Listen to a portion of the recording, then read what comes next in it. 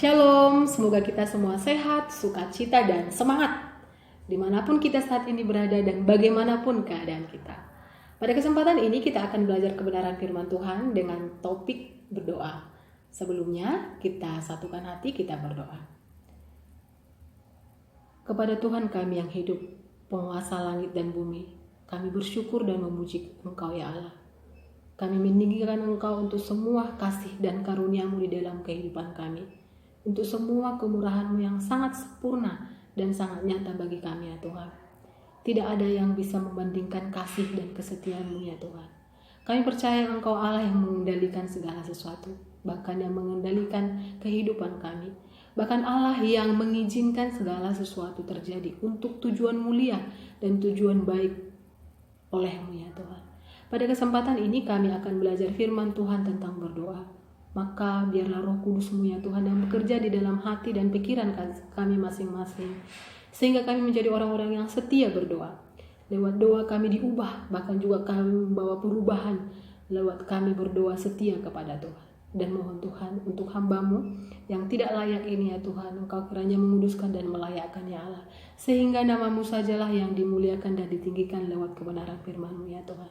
Terpujilah nama Tuhan, dalam nama Yesus kami berdoa kepadamu. Amin.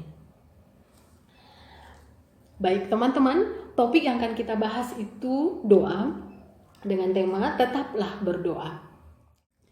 Berbicara tentang topik doa, tentu ini sesuatu yang sangat keseharian kita.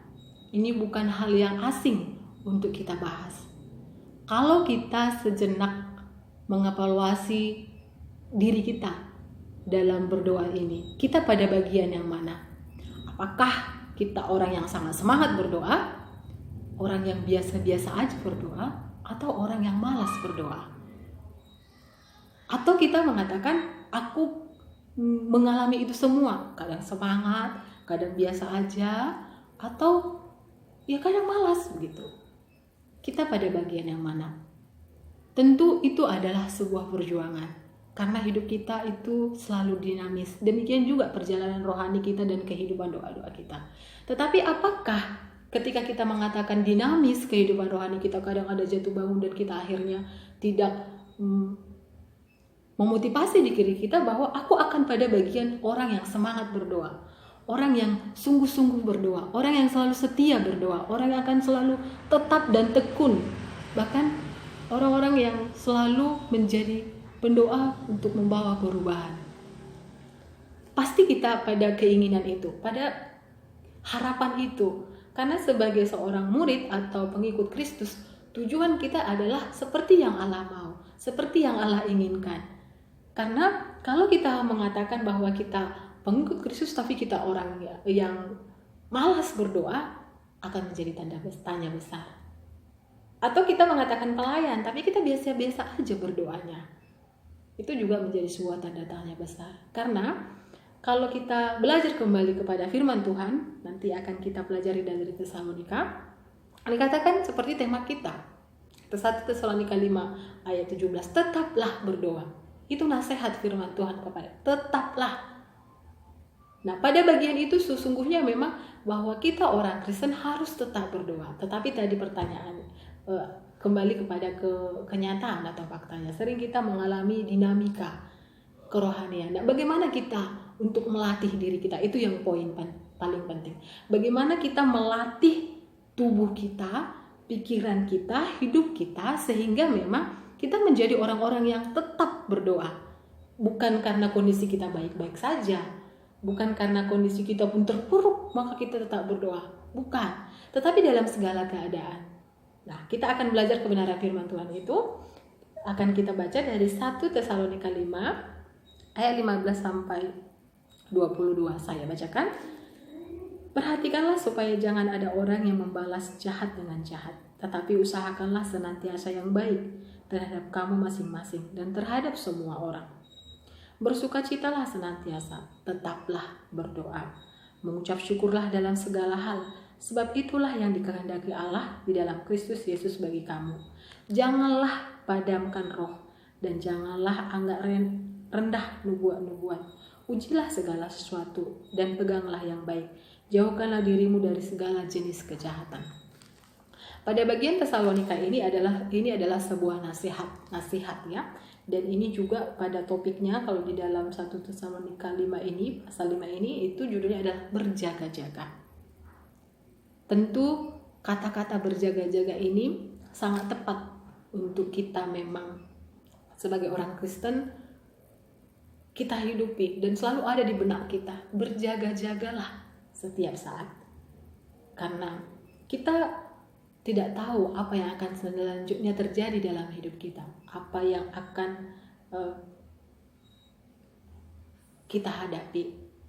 Kita melihat dengan kondisi COVID yang sekarang, tidak ada yang memprediksikan, tidak pernah kita bayangkan, tidak pernah kita pikirkan, tapi semua berubah, keadaan berubah, cara belajarnya berubah, pelayanan kita berubah.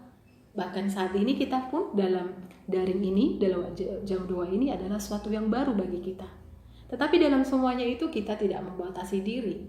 Tetapi kita mau maju, bahkan kita mau berkembang dengan segala yang ada pada kita. Dengan segala potensi dan penyertaan Tuhan. Kembali kepada topik yang tadi bahwa kita itu doa yang kita akan bahas lebih lanjut.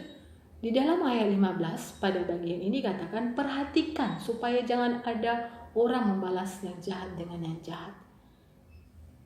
Kalau kita melihat kepada perkembangan zaman sekarang dengan zaman media sosial yang begitu terbuka, kadang-kadang kita melihat anak-anak yang di bawah usia sudah melakukan banyak kejahatan atau misalnya memaki orang-orang dewasa, konflik dengan orang dewasa. Atau juga dengan orang dewasa yang konflik dengan anak-anak yang berusia juga. Seharusnya tidak pada konflik pada hal itu. Atau juga konflik antara keluarga. Dan itu semua diumbar di media sosial. Nah, pada bagian firman Tuhan ini kita diingatkan untuk senantiasa baik terhadap sesama. Bahkan juga kita senantiasa baik kepada diri kita. Dan itu dikatakan usahakanlah. Dan kita memperhatikan keadaan kita. Jadi kita memperhatikan lingkungan. Kita memperhatikan apa yang terjadi. Dan ketika kita memperhatikan itu, kita mengusahakan yang baik. Nah, persoalannya memang bagaimana kita bisa mampu mengusahakan yang baik ketika kita tidak memiliki hati kita kepada Tuhan. Ketika kita tidak dipimpin oleh Tuhan. Itu menjadi sebuah hal yang susah ataupun mungkin tidak kepikiran. Atau bisa jadi kita abai atau hanya sebagai penonton. Kalau kita tidak memang dikuasai dan dikendalikan oleh Allah. Dari mana kita memiliki rasa peduli untuk mengusahakan yang baik kepada sesama atau juga kepada diri kita? Contoh, misal kepada diri kita. Kadang-kadang kita kalau misalnya sepele. Kita itu dengan waktu kita, apalagi dengan kondisi yang sekarang kita sangat terbatas untuk melakukan banyak hal. Nah, kalau kita misalnya soal waktu, apakah kita sudah mengusahakan yang baik untuk diri kita, adik-adik mahasiswa? Ketika dalam kuliah daring atau apakah adik-adik masih libur atau dengan kondisi tidak ada yang memang harus dikerjakan. Kita memang bisa memilih apakah kita itu akan mengisi waktu kita dengan belajar dengan hal-hal yang baik, misalnya membaca buku atau juga misalnya belajar firman, PAP atau hal-hal yang positif gitu. Atau sebaliknya kita justru malah sibuk dengan media sosial. Ya, sibuk dengan handphone kita, melihat video-video, nonton ya, atau main game gitu. Saya bukan mempersalahkan persoalan main game salah atau nonton salah, bukan gitu. Tetapi maksudnya, apakah kita sudah mengusahakan senantiasa yang baik terhadap kita dengan kesemuanya itu untuk tetap ya membuat waktu. Ada waktunya untuk belajar, produktif, ada waktunya untuk kita memang menghibur diri, atau ada waktunya kita memang dengan sosial media kita komunikasi dengan teman-teman, karena soal sosial media itu memang ada banyak positifnya. Tetapi kalau pada bagian kita hanya dengan itu terus tanpa ada manajemen waktu yang baik, semisal kita hanya main game bisa 3 jam, 4 jam atau nonton 4 jam, itu akan menjadi sebuah perenungan lagi. Apakah itu sebuah hal yang mengusahakan yang baik senantiasa bagi diri kita? Karena akan berpengaruh ke masa depan, akan berpengaruh kepada hidup kita selanjutnya. Kalau kita sibuk dengan kesenangan-kesenangan yang kadang-kala itu tidak terlalu membuat kita maju gitu, tapi hanya kesenangan-kesenangan yang membuat kita akhirnya terbuang gitu, waktu kita sia-sia. Nah, itu perenungan ya, perenungan. Kadang-kadang saya pun akhirnya merenung bahwa tidak baik kalau hari ini tidak saya buat jadwal. Makanya penting sekali memang ketika dengan kondisi yang sekarang ini, apakah kalau misalnya kakak karena udah bekerja tetapi nggak selalu dari ke tempat kerja, dari rumah juga, jadi harus buat schedule gitu. Nah, adik-adik perlu kali juga terus untuk membuat waktu itu sangat berharga. Mari buat schedule. Bangun pagi, apa yang akan kita kerjakan sampai nanti selanjutnya, mulai dari saat teduh, mulai dari jam doa dan segala sesuatunya. Jadi kita memang produktif, mengusahakan hal yang baik terhadap kita. Ketika kita mengusahakan yang baik terhadap diri kita, itu akan mendorong kita juga mengusahakan yang baik kepada keluarga kita, kepada sekeliling kita, bahkan juga kepada orang-orang yang tidak kita duga ya bisa kita kasih pengaruh. Hal yang kali juga untuk terus kita gali dan kita biasakan. Nah, kaitannya itu juga adalah kepada ayat 16, mari kita lihat dikatakan di situ, bersukacitalah senantiasa. Bersukacita. Ya, kalau pada zaman sekarang kan dengan keadaan Covid ini dikatakan bahwa dengan berdoa itu maksudnya dengan sukacita itu, happy itu juga membantu kita untuk bisa menang melawan Covid. Ya, dalam firman Tuhan ini dikatakan adalah bersukacitalah senantiasa. Mari kita bersukacita, karena itu firman Tuhan, nasihat juga bagi kita. Jadi kalau kita mendengar berita atau mengetahui sesuatu hal yang menakutkan, jangan itu membuat kita juga menjadi down atau kita jadi ketakutan gitu. Tapi dikatakan adalah bersukacitalah senantiasa. Ini firman Tuhan. Bukan karena kita jadinya misalnya orang yang masa kita bersukacita dengan kondisi ini, bukan gitu. Tetapi firman Tuhan ini adalah menekankan bersukacitalah senantiasa. Berarti senantiasa di sini bukan karena kondisi yang baik, tapi kondisi yang bagaimanapun kita bersukacita. Karena itu akan menolong kita untuk bisa menghadapi segala sesuatu dan meresponi segala sesuatu dengan positif. Dan di ayat yang 17 itu dikatakan tetaplah berdoa. Tetaplah berdoa. Nah, bagaimana tadi yang kita bahas ke yang pertama, ketika kita mengevaluasi doa kita, kita pada bagian yang mana? Apakah doa yang orang yang setia, orang yang biasa-biasa aja, atau orang yang malas gitu? Nah, firman Tuhan ini mengingatkan kita, menasehati kita pada saat ini. Tetaplah berdoa. Bagaimana kita bisa membuat kita tetap berdoa? Kita latih diri kita. Ada pernyataan, ungkapan dari Mother Teresa. Dia katakan bahwa aku tidak berdoa supaya sukses. Aku meminta supaya bisa setia. Kemudian juga dia mengatakan, saya dulu percaya bahwa doa mengubah banyak hal.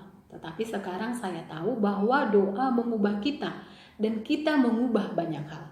Ada 2 poin yang bisa saya temukan dari ungkapan dari Mother Teresa ini. Yang pertama tadi bahwa Mother Teresa berdoa itu bukan untuk sukses, tapi untuk setia.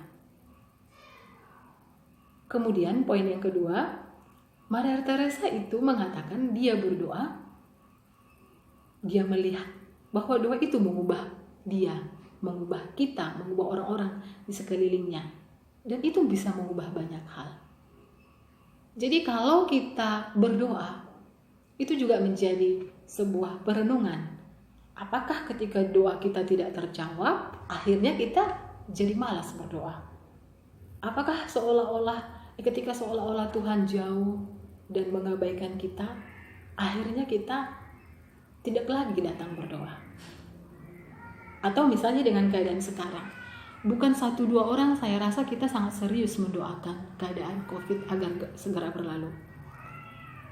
Semua kita orang percaya berdoa sungguh-sungguh di seluruh dunia ini agar COVID segera berlalu.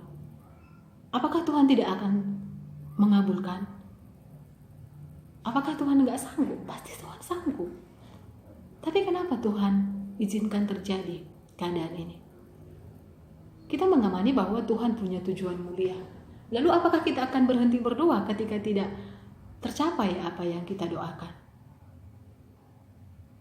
Sesuai dengan yang dikatakan oleh Mother Teresa, mari kita rubah paradigma kita. Kalau berdoa, apa yang menjadi tujuan kita? Apakah supaya aku berhasil, aku begini, studiku bagus, keluargaku sehat, baik-baik aja semua? Kalau memang akhirnya seperti itu tujuan kita dan itu tidak tercapai, maka memang kita menjadi orang-orang yang akhirnya bukan orang yang tetap berdoa. Tetapi kita bisa menjadi orang-orang yang akhirnya malas berdoa. Nah, bagian ini harus kita renungkan dengan benar.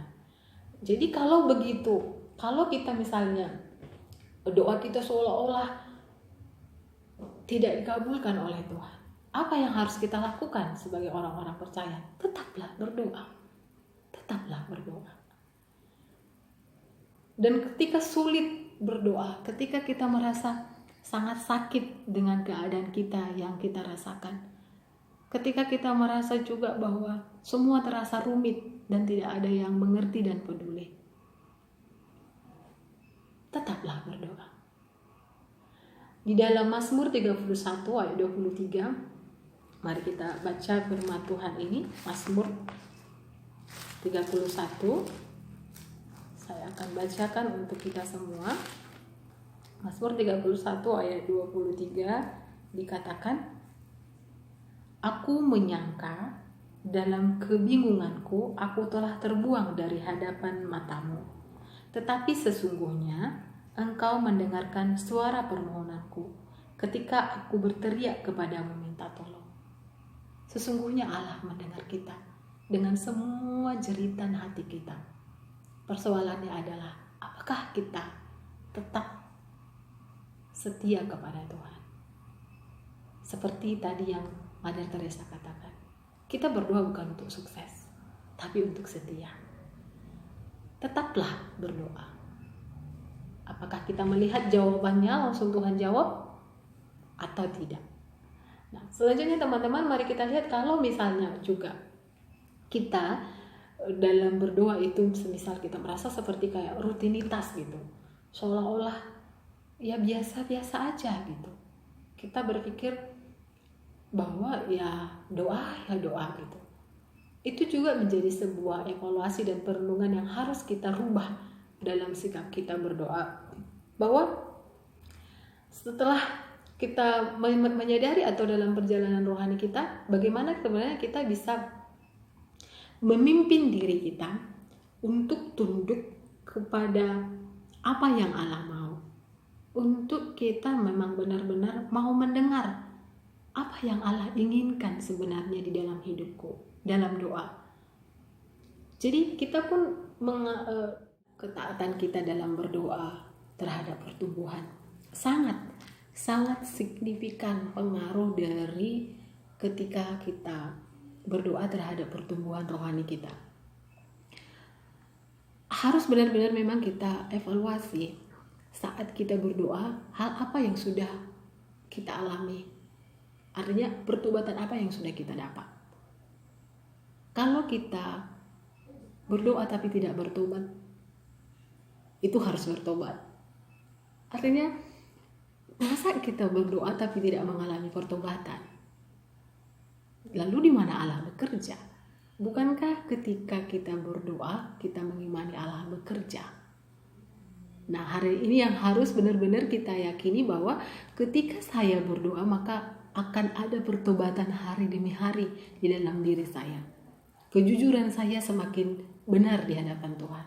Disiplin saya, semangat saya belajar, semangat saya mengerjakan pelayanan, semangat saya untuk belajar firman Tuhan, bahkan juga untuk mengasihi dan mendoakan banyak orang. Sebenarnya itu pertobatan. Karena ketika kita mengatakan kita berdoa, tapi kita tidak peduli dengan mendoakan orang lain, kita hanya peduli pada diri kita, sebenarnya kita juga bukan orang yang sungguh-sungguh bertobat, bukan sungguh-sungguh berdoa di dalam Tuhan. Karena ketika kita berdoa, digerakkan apalagi yang akan kita doakan. Tidak cukup kepada ego, kepada sentrisnya pada diri kita, tapi akan digerakkan Roh Kudus kepada banyak hal, kepada kondisi, kepada topik-topik doa yang sudah dibagikan oleh pengurus atau yang sudah kita tahu dari mana sumbernya. Malah kita akan mencari apalagi yang mau saya doakan. Dan sesungguhnya itu adalah sebuah proses kita dibentuk oleh Tuhan menjadi pribadi yang semakin bertumbuh di hadapannya. Nah, lalu kalau misalnya kita mengatakan bahwa aku pernah mengalami misalnya seperti rutinitas, kita katakan begitu, teman-teman jangan langsung menyerah. Bagi saya bahwa doa itu juga adalah hal yang kita latih. Kita melatih diri kita terus. Ketika kita merasa bahwa seolah-olah kita bosan atau kita biasa-biasa aja, latih terus diri kita. Jangan langsung mengatakan sudahlah gitu. Latih terus diri kita. Bagaimana kita seperti misalnya belajar gitu. Kita nggak tahu. Terus apakah kita langsung menyerah mengerjakan tugas? Contoh. Pastikan kita cari dari yang lain. Kita buka jurnal, kita buka YouTube, kita buka buku, kita cari referensi-referensi untuk kita tahu tentang itu. Begitu juga dengan doa. Kenapa kita tidak untuk hal misalnya kesehatan, untuk olahraga, kita untuk fisik kita benar-benar perhatikan makanan kita, baru juga atau kita nggak memperhatikan juga makanan kita ya, tentunya makan Indomie aja kita tidak memperhatikan makanan sehat. Kita juga harus bertobat dalam hal itu ya. Jadi maksud saya, kalau kita misal memperhatikan kesehatan kita dengan serius, misalnya olahraga fisik yang serius, dan juga makan yang kita benar-benar perhatikan gizi kita, protein kita, kalori yang kita akan konsumsi.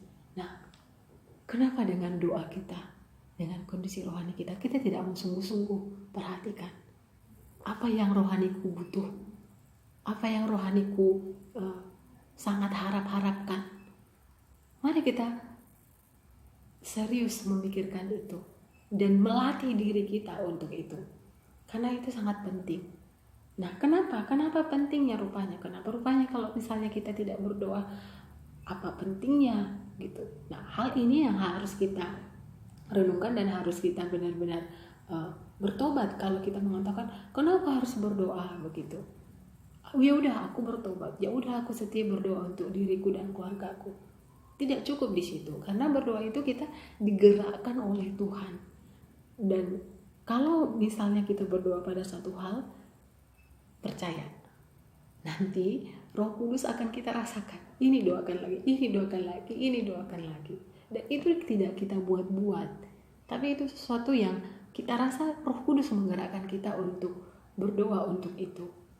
Nah, dan disitulah memang letak Allah sungguh-sungguh bekerja di dalam diri kita lewat doa. Untuk apa? Untuk Allah. Untuk nama Allah diagungkan dan ditinggikan. Dan kita adalah rekan sekerja Allah. Karena kita adalah anak-anak pengikut Allah. Di dalam Tawarik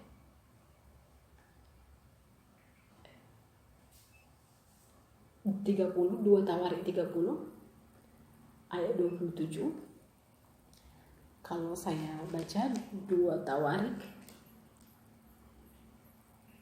30 ayatnya yang ke-27, dikatakan di situ bahwa sesudah itu para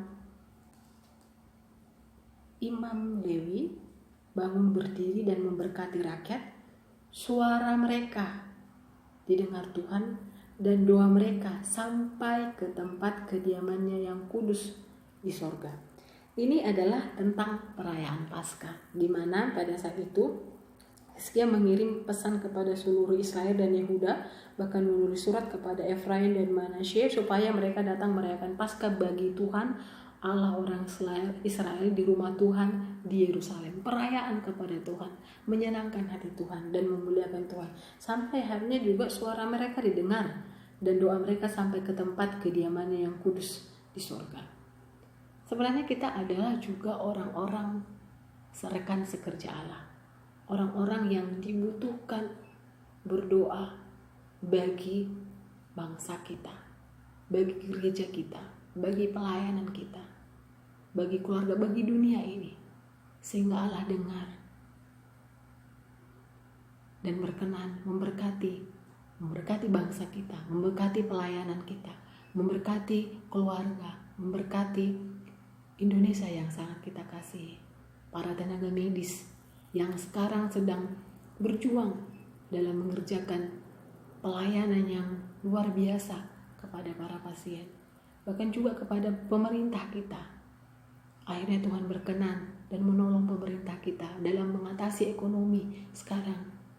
Berdoa untuk para pemerintah kita untuk lebih bijaksana dalam membuat setiap rancangan-rancangan, bahkan semua masyarakat, agar bisa juga disiplin dalam menjaga kesehatan, disiplin mengerjakan protokol kesehatan, bahkan berdoa untuk banyak hal yang kita yakin itu Allah sanggup menolong. Dan karena kita adalah rekan sekerja Allah, kalau kita malas berdoa, siapa lagi? Itu yang harus kita benar-benar simpan di dalam hati kita sebagai orang yang mengatakan murid atau pengikut Kristus. Nah, teman-teman juga selanjutnya perlu bagi kita, kenapa penting berdoa? Selain kita rekan sekerja Allah, apalagi rupanya doa itu, maksudnya seberapa penting doa itu? Di dalam Efesus 6, selain kita berdoa juga kepada kondisi yang terjadi saat ini, kita memang juga sebagai rekan sekerja Allah berdoa untuk para pelayan. Di dalam Roma 15 ayat 30 tertulis, dikatakan, tetapi demi Kristus Tuhan kita dan demi Roh Kudus, aku menasehatkan kamu saudara-saudara untuk bergumul bersama-sama dengan aku dalam doa kepada Allah untuk aku. Ini adalah surat Paulus kepada jemaat Roma, di mana Paulus menasehatkan agar setiap orang percaya juga bergumul di dalam doa untuk dia dan juga kepada Allah untuk dia. Jadi di dalam hal ini dimasukkan adalah kepada orang-orang yang mengabarkan kebenaran firman, para pelayan-pelayan Tuhan. Jadi kita juga dalam doa itu adalah dengan tujuan sama seperti nasihat Paulus ini, agar nama Allah ditinggikan, agar para pelayan-pelayan benar-benar juga menjadi orang-orang yang melayani Tuhan. Dan ini harus benar-benar juga kita simpan di dalam hati kita, bahwa kita adalah orang-orang Kristen juga yang terus berdoa bagi semua orang yang melayani Tuhan.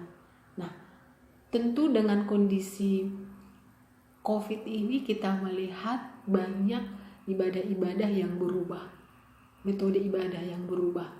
Mari kita juga dengan serius kita sebagai rekan sekerja Allah berdoa untuk itu. Berdoa untuk setiap para pelayan Tuhan dengan metode-metode ibadah yang lewat daring, seminar-seminar rohani lewat daring. Kita sungguh-sungguh berdoa untuk itu, sehingga orang-orang yang mempersiapkan itu dipakai Tuhan dengan sungguh-sungguh, mereka mengerjakan bagian mereka, sehingga nama Allah juga dimuliakan dan kebenaran firman juga dinyatakan. Dan teman-teman, dalam berdoa itu juga kita harus berdoa dengan berani. Ya, berdoa dengan berani. Kenapa kita dikatakan berdoa dengan berani? Apa maksudnya? Dalam Ibrani 4 ayat 16 dikatakan, sebab itu marilah kita dengan penuh keberanian menghampiri tahta kasih karunia, supaya kita menerima rahmat dan menemukan kasih karunia untuk mendapat pertolongan kita pada waktunya. Artinya kita adalah orang-orang yang berani, bukan penakut, bukan pencemas, bukan pengkhawatir, bahkan bukan orang-orang yang menyerah dengan keadaan atau orang-orang yang mengeluh, yang membuat status-status galau dalam media sosial kita. Kita bukan orang-orang Kristen yang seperti itu. Kita adalah orang-orang Kristen yang berani berdoa, berani datang kepada Tuhan membawa semua keluhan kita, semua ketakutan dan kecemasan kita. Itu berbeda ya. Berbeda orang yang misalnya berani datang berdoa kepada Tuhan, membawa semua ketakutannya dan kecemasannya, dengan orang-orang yang mengeluh, menerima kenyataan dengan ketakutan dan kecemasan. Itu berbeda. Nah, sebagai orang Kristen, sebagai kita rekan kerja Allah dalam berdoa itu, kita penting dalam berdoa itu kita dibutuhkan orang-orang yang berani. Orang-orang yang memang benar-benar membawa semua keluh kesah kita kepada Tuhan, dan kita yakin Allah mendengar semua keluhan kita itu. Dan akhirnya kita adalah orang-orang yang menerima rahmat dan menemukan kasih karunia. Dan kita percaya bahwa itu pertolongannya hanya ada pada Tuhan. Jadi berhenti kita untuk mengeluh, berhenti kita untuk kepada galau. Mari kita memberanikan diri kita menjadi orang-orang Kristen, membiasakan diri kita menjadi orang-orang Kristen adalah orang-orang yang berdoa dengan berani, membawa semua kesusahan kita dan kecemasan kita, bahkan masa depan kita. Kita yakin bahwa Allah kita sanggup bekerja. Apa yang tidak bisa Tuhan berikan dan Tuhan sediakan sesungguhnya. Tetapi Tuhan mau adalah pertobatan dari diri kita. Dan teman-teman, sebenarnya juga dalam berdoa itu, kita sebenarnya yang paling membutuhkan doa itu. Kalau Tuhan itu luar biasa. Doa kita gak akan mempengaruhi posisi Tuhan. Tetapi sesungguhnya kita sangat membutuhkan doa. Itu yang sangat-sangat kita memang harapkan dalam hidup dan pertumbuhan rohani kita. Di dalam Matius 26 ayat 41 dikatakan, berjaga-jagalah dan berdoalah supaya kamu jangan jatuh dalam pencobaan. Roh memang penurut tetapi daging lemah. Pada hal ini kita diingatkan bahwa kita akan bisa meninggalkan kebiasaan-kebiasaan buruk kita terus kalau kita berjaga-jaga dan berdoa. Tetapi kalau kita lalai, kalau kita tidak berjaga-jaga dan tidak setia berdoa, maka bisa jadi kita akan jatuh dalam dosa yang sama. Atau malah kita jadi memang tidak akan pernah bangkit dari dosa kita. Atau bisa jadi kita juga jatuh dalam dosa baru. Nah, hal ini yang harus menjadi poin penting bagi kita dalam pertumbuhan rohani. Bagaimana kita terus menekankan pada diri kita bahwa aku akan tekun berdoa, aku akan melatih diriku berdoa, bahwa aku akan menjadi seorang pendoa untuk pertobatanku, untuk menjadi rekan kerja Allah, membawa kemuliaan Allah dinyatakan bagi negeriku, bagi keluargaku, bagi pelayanan, bahkan bagi dunia ini.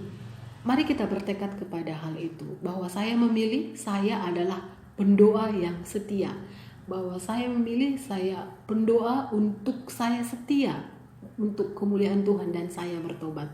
Dan hari demi hari kita terus melatih diri kita pada posisi itu. Kalau kita misalnya merasakan tidak berhasil, jangan menyerah. Latih terus iman Anda, latih terus cara Anda berdoa, latih terus bagaimana Anda menikmati hari-hari bersama Tuhan, menikmati saat-saat bersama Allah. Dan cari trik sehingga kita juga bisa semakin merasakan kehadiran Allah hari demi hari, misal dengan doa-doa kita. Contoh misal lewat apa yang sudah jawab ya doaku, boleh juga kita list sehingga kita makin semangat apalagi yang mau didoakan. Atau semisal apa yang belum dijawab Tuhan doaku. Nah, kemudian kita juga semakin membawakan itu kepada Tuhan dengan sungguh-sungguh, dan kita lihat apa yang Allah akan kerjakan lewat itu. Apakah yang mau dibilang Tuhan tidak atau iya, kita akan menemukan jawabannya lewat pimpinan Roh Kudus. Firman Tuhan ini menolong kita, bahkan lewat dari Tesalonika tadi dikatakan, tetaplah berdoa. Dan di dalam tetap kita berdoa, Roh Allah itu tidak akan padam. Kemudian juga jangan kita menganggap remeh untuk setiap nubuat baru. Ujilah segala sesuatu dan peganglah yang baik. Jauhkanlah dirimu dari segala kejahatan. Tetaplah berdoa. Amin. Demikian kebenaran firman Tuhan. Biarlah adik-adik dimanapun berada dengan segala kondisi ini tetap memiliki hidup yang senantiasa berdoa kepada Allah. Mari kita satukan hati, kita berdoa. Kami memuji-Mu dan bersyukur kepadamu Tuhan untuk kebenaran firman yang sudah Engkau nyatakan. Berkati ya Allah, berkati anak-anak-Mu, berkati semua pelayan-pelayan-Mu di dalam Fakultas Pertanian ini, berkati semua mahasiswa, bahkan juga semua komponen pelayanan agar juga bertumbuh di dalam doa, agar semakin dekat kepada Tuhan dan mengasihi Tuhan di dalam kehidupannya. Ampuni kami Tuhan jikalau dalam pengabaran firman-Mu ada hal yang tidak berkenan ya Allah. Dalam nama Yesus kami berdoa kepadamu. Amin.